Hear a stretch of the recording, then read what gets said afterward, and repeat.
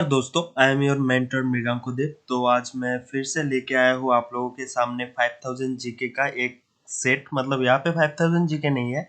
अगर आपने सब के सब सेट कंप्लीट कर लिया हमारा तो 5000 जीके आपका कंप्लीट हो जाएगा। और ये है सेट 4 और मैं आज लेके आया हूँ आप लोगों के लिए 20 जीके। तो देखते हैं आज का पहला क्वेश्चन क्या है। तो यहाँ पे हमारा पहला क्वेश्चन है, India share of total land area in the world is about. इसका मतलब देखो क्या है। सपोज सपोज देखो इसका मतलब क्या है। यह है हमारा पूरा वर्ल्ड, ठीक है ना। यहाँ पे जितना लैंड है, हाँ जितना लैंड है उन सारे लैंड में से इंडिया का शेयर कितना है। अगर पूरा लैंड को हमने पूरा वर्ल्ड के लैंड को हमने अगर 100% मान लिया तो उन 100% से इंडिया का शेयर कितना होगा। तो इसका आंसर है हमारे पास 2.4%, ठीक है 2.4%। और उसके बाद नेक्स्ट क्वेश्चन है, who decided the border between India and Pakistan. तो इंडिया और पाकिस्तान के बीच में जो बॉर्डर है तो उस बॉर्डर को किसने डिसाइड किया। मतलब उस आदमी का नाम क्या था जिसने इंडिया और पाकिस्तान के बीच बॉर्डर डिसाइड किया। तो उसका नाम था कायरिल रेडक्लिफ। तो लोग तो रेडक्लिफ नाम याद रख लेते हैं क्योंकि उसको रेडक्लिफ लाइन कहते हैं। हमारा इंडिया पाकिस्तान के बीच जो बॉर्डर है तो वो मेन आदमी का नाम क्या था, कायरिल था। तो कायरिल रेडक्लिफ है उस आदमी का नाम, ठीक है। उसके बाद है, how many kilometre is 1 degree latitude. देखो इसका मतलब क्या है, how many kilometre in 1 degree latitude. मतलब यह है हमारा अर्थ, ठीक है। इसको अगर आप बीच से एक इमेजिनरी लाइन ड्रॉ करो तो ये हो जाएगा हमारा 0 डिग्री लैटिट्यूड, ठीक है। और इसका और एक नाम है क्या, इक्वेटर। इसको क्या कहते हैं, और एक इक्वेटर। अच्छा, इक्वेटर से इस तरफ अगर जाओगे आपको 1 डिग्री मिलेगा, 2 डिग्री मिलेगा। इस तरफ क्या है, नॉर्थ साइड है ना, इस तरफ है नॉर्थ साइड और इस तरफ है साउथ साइड। तो यहाँ से जितना ऊपर ऊपर की तरफ जाओगे आपको क्या मिलेगा, 1 degree north, 2 degree north, 3 degree north. ऐसे जीरो से अगर आपने 1 डिग्री तक चला जाओगे तो कितना किलोमीटर ट्रेवल करोगे, ठीक है। यही है क्वेश्चन का मीनिंग। तो यह है 111 किलोमीटर, ठीक है। मतलब यहाँ से अगर यहाँ तक आप जाओगे अर्थ में तो कितना किलोमीटर होगा, 111 किलोमीटर, ठीक है।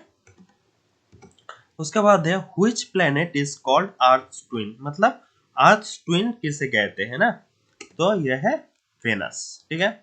उसके बाद है, which scientist first discovered the earth revolves around the sun, ठीक है। मतलब अर्थ हमारा पृथ्वी सूर्य के चारों तरफ घूमते हैं।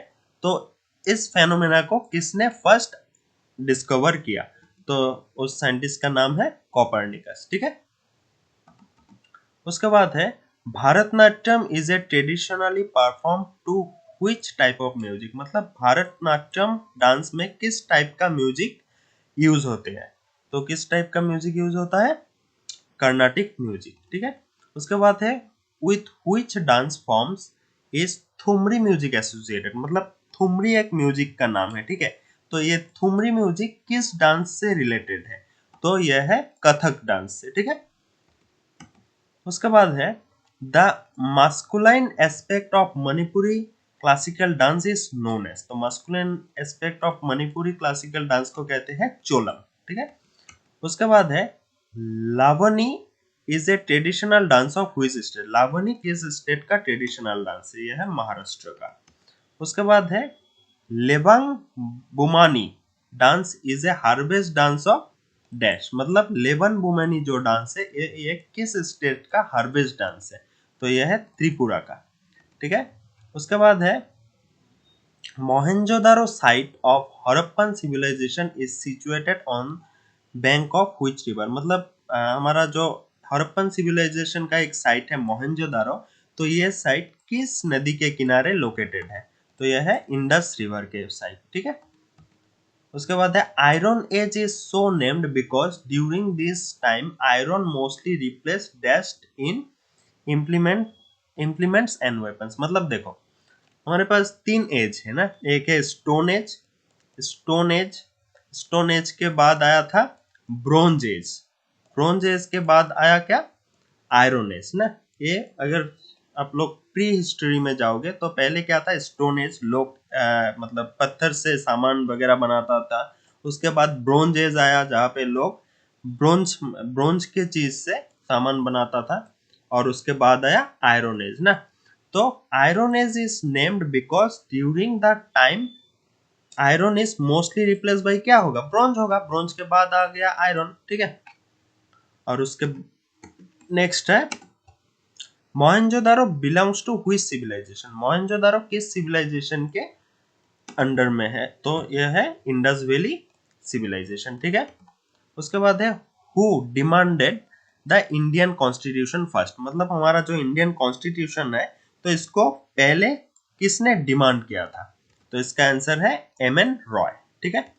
उसके बाद है in which year cabinet mission came to India. Cabinet mission किस साल इंडिया में आया था, तो यह है 1946। हमारा नेक्स्ट क्वेश्चन है who presided over the first session of constituent assembly, तो इसका आंसर है सच्चिदानंद सिन्हा, ठीक है।